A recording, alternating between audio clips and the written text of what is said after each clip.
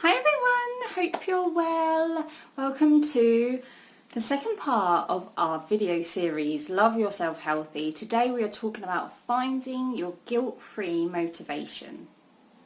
So if you don't know me already, you really should. I'm Miri from the Self-Love Village, and I'm going to be taking you on a little journey to find some motivation today.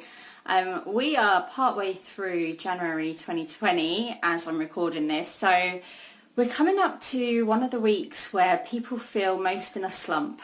They've had the fun and the excitement and the craziness of Christmas and New Year's.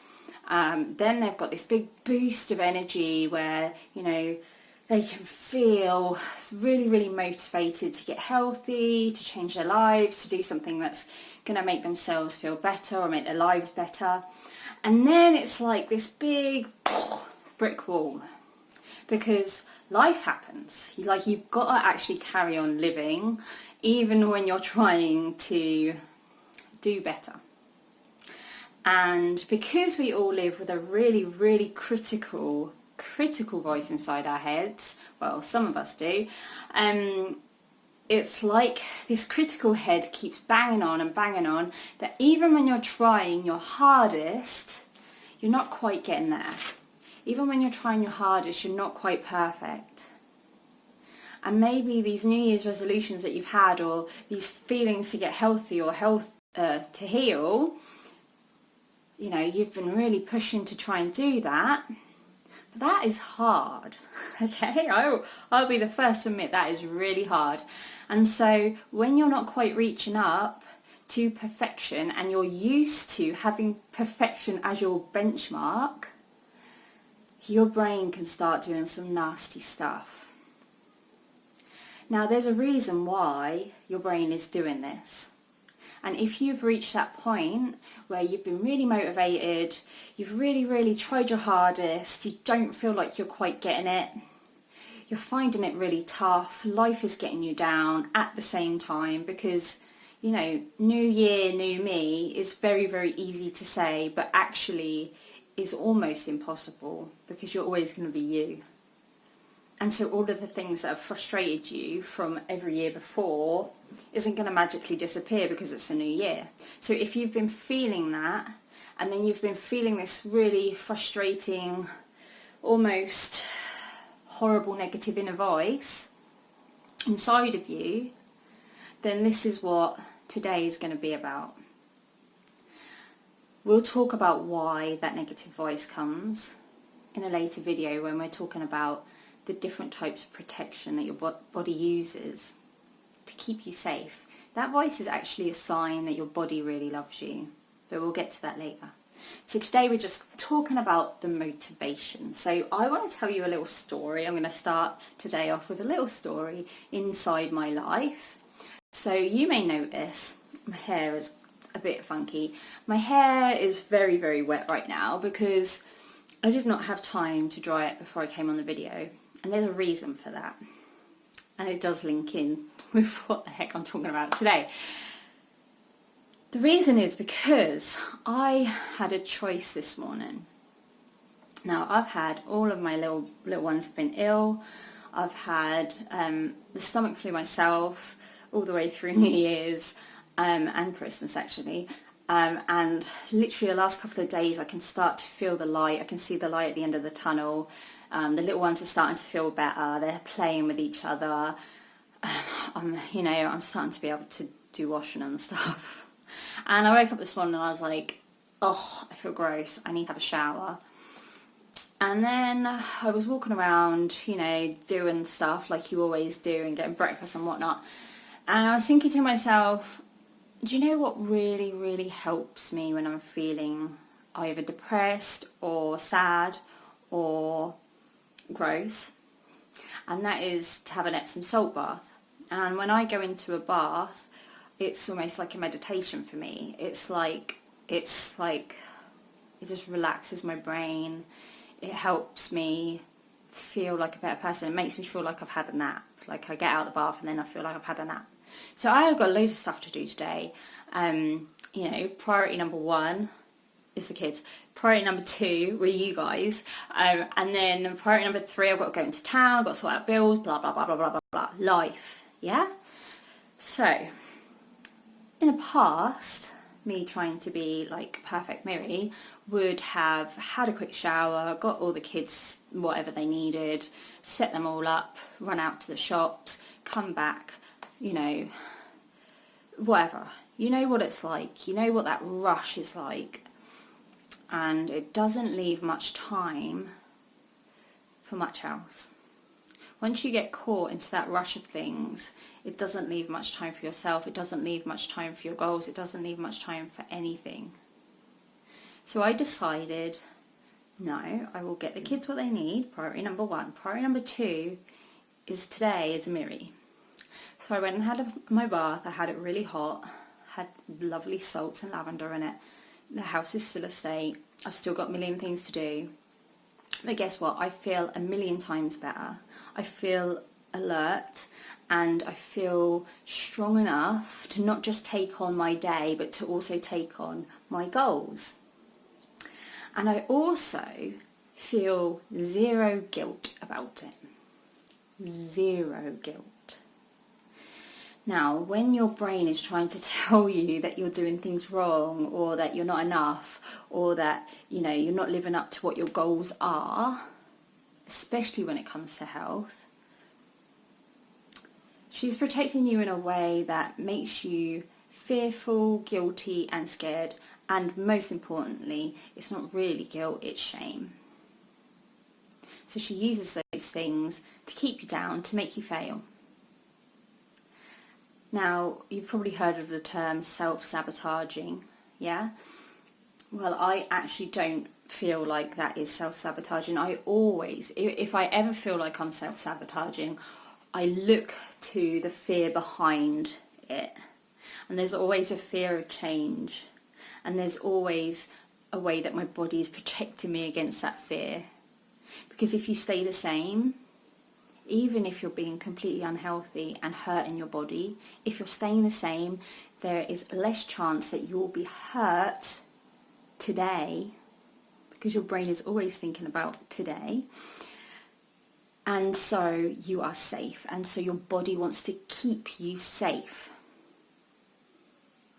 So the negative voice, the guilt, the fear is all designed to stop you in your tracks, to make you close down, to make you go small, and, you know, to make you feel like I'm not enough, so I might as well not bother, yeah?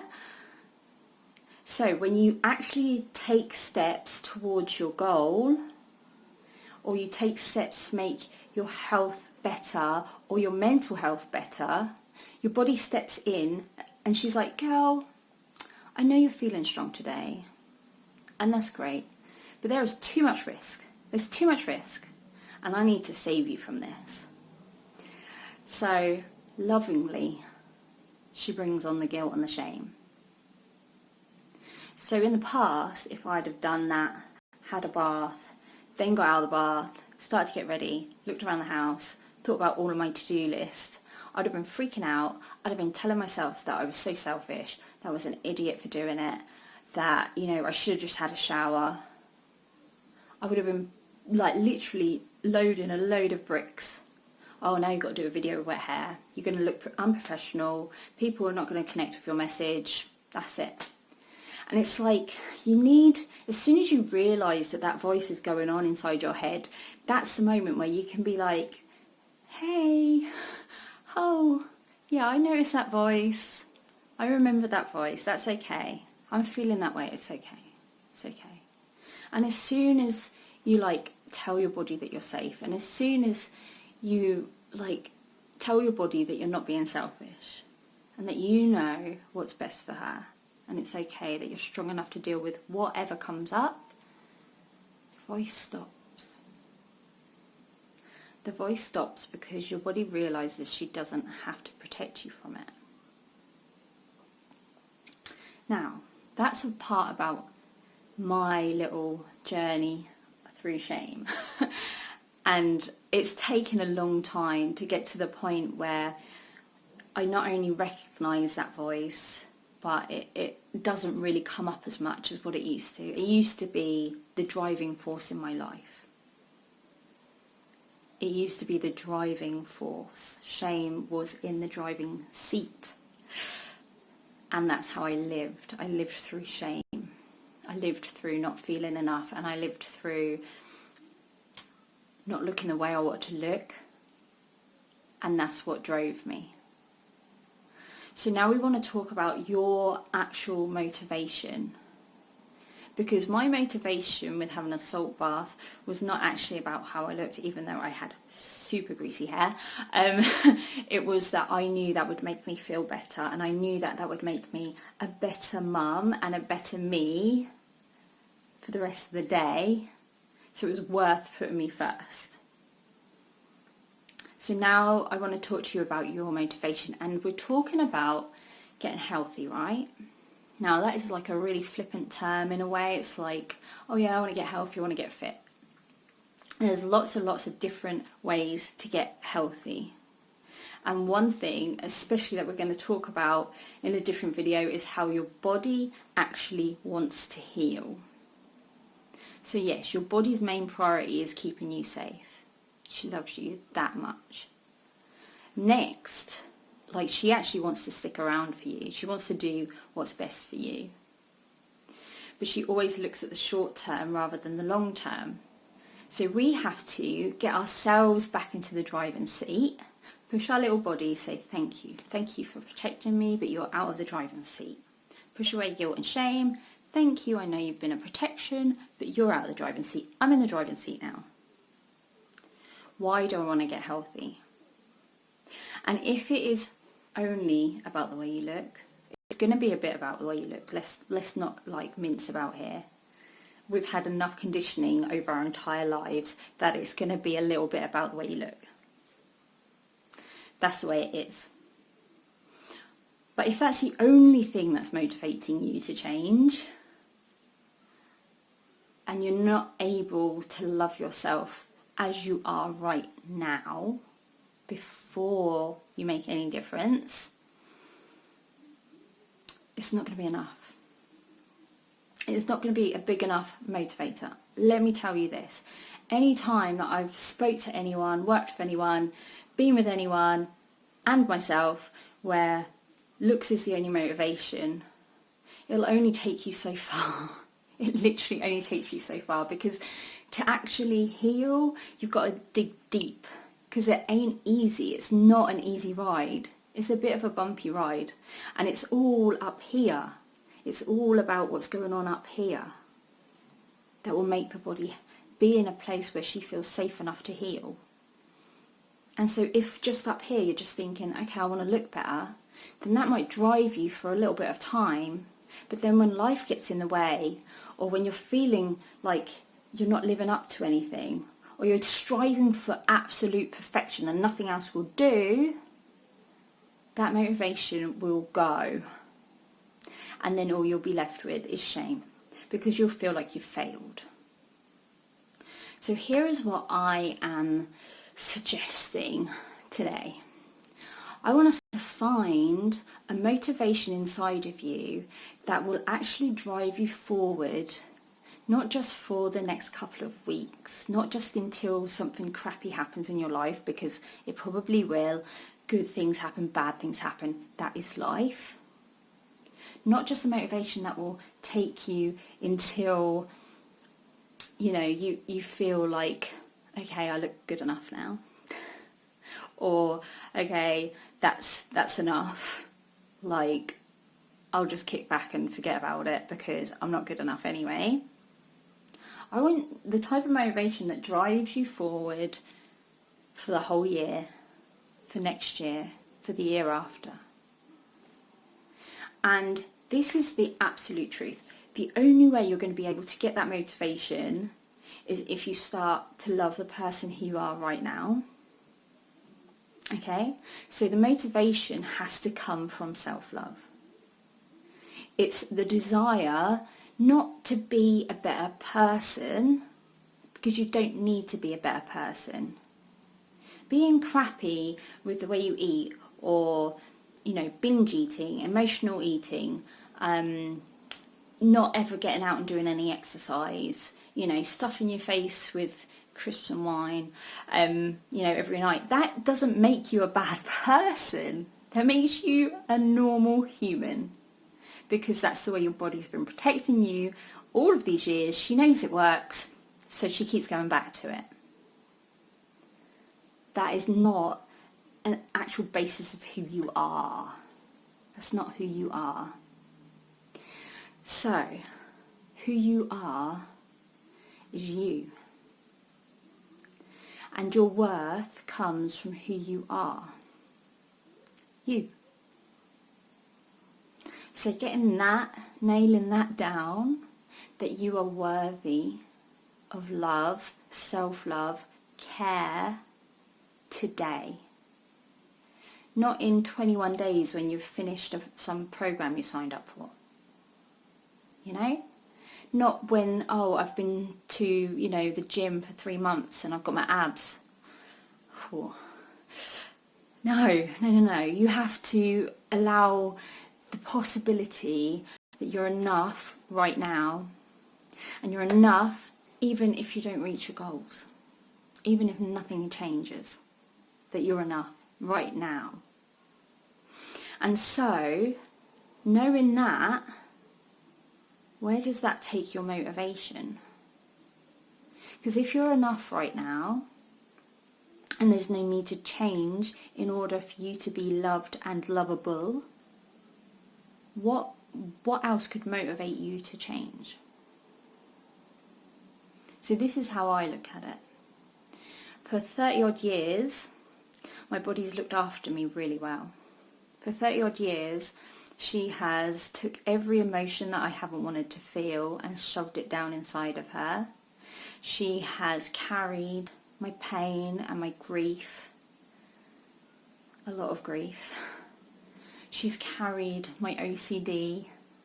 She's put up with my destructive behaviours. She's put up with the nights where, I say nights, I mean weeks, where I didn't stop partying every single night so that I could run away from what I was actually feeling. She's done so much for me. She continues to do so much for me. She's grown 3 beautiful little boys and lost a little sparkle. That's what I call my little one that I lost. She went through that pain, and for 6 weeks she tried to hold on to that baby because she knew how much it meant to me. She has breastfed these kids. I haven't stopped breastfeeding for 8 years, and she just keeps on going. And that's without any sleep. That's definitely without water. She's survived on tea for weeks on end, on anything I could grab out of the cupboard. She's suffered through pain, a lot of pain, and then through medication that has made her worse. She has done so much for me.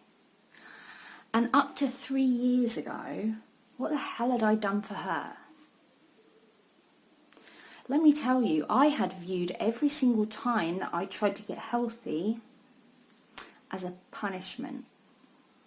We spoke about this a little bit in the last video. I viewed it as a punishment. So I would starve her. I would, try out every single crazy diet in the book. I would go into the gym until my legs felt like jelly, or I felt like physically crying. I would push her to her limits. I would expect perfection from an imperfect vessel. What have I actually done for her? And it was that realisation 3 years ago when I realised she really loves me. My body really loves me. And I have done jack. I've done nothing to show her how much I love her. And that realisation is what made me feel like actually when I'm strong enough, when I feel strong enough, I need to be doing this to show her how much I care about her, because I've spent years not giving a damn. So now is like my motivation is that I want to show my body I care as much about her as she does about me. And it's important, it's really important, because it's not just like on my shoulders, it's for my kids. A year ago, I could not run around at the park with them. I was in too much pain, I was too tired. I've changed a lot in the last year in my habits, not in my person. I'm still exactly the same Miri, but I've changed a lot in my habits. And that has made me able to go and have fun so much more. And I'm not completely healed, I've still got a long way to go, but I'm in the process and I'm allowing it to be imperfect progress. And this is something I've always struggled with, because I've always been nothing, all or nothing. And the all had to be perfection, or it was not worth it and I would give nothing, especially when it came to health. So now I'm allowing myself to have an imperfect journey, and I'm allowing myself imperfect progression. And my motivation is to show my body just how much I love her and appreciate her for what she's done for me. And that can be your motivation too. Once you realise how much your body actually loves you, that could be your motivation too. And I say guilt-free because for the past 30 odd years, and I can see what an actual bitch I've been to my body, and it would be really, really easy to use that as shame and guilt and feel so bad about myself that it's not even worth trying to do anything in the future. But of course that would just be my body protecting me, because it's scary for her to have you take control. It's scary for her, for you to be in the driving seat and for you to actually believe that you're powerful enough to do this, that you are powerful enough to give her permission, give her the permission to heal, because that's what she wants to do.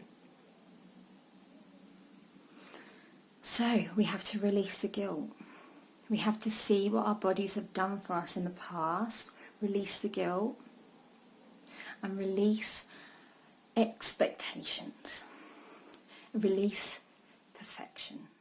What happens today that you are enough. And that is what can motivate you, because you're enough already. And if you're enough already, it means that you are able to go and do whatever the hell you want to do. Okay, I hope this has been good. I would really, really encourage you to get your journals out, to get your books out, and actually write down what your body has actually done for you in the years that you've been alive.